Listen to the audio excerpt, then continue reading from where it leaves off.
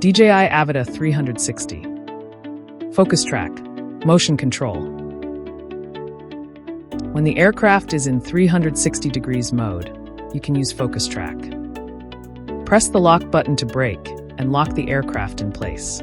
Open the shortcut menu and tap the icon to enable FocusTrack. Tap the plus icon or drag a box to select a subject.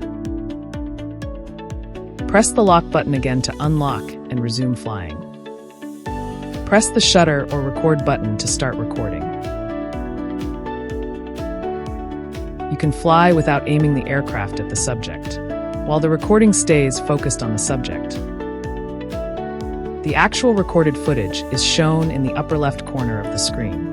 The main screen shows the view in front of the aircraft nose and indicates the direction and distance of the subject. To capture more stable footage using FocusTrack, open the goggles menu, go to Settings Control, and set the gimbal mode to follow. After enabling, tap the FocusTrack icon again to exit.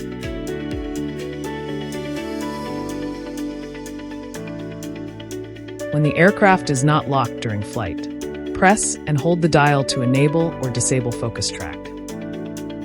Press the dial to select a subject, or press it again to cancel the selection.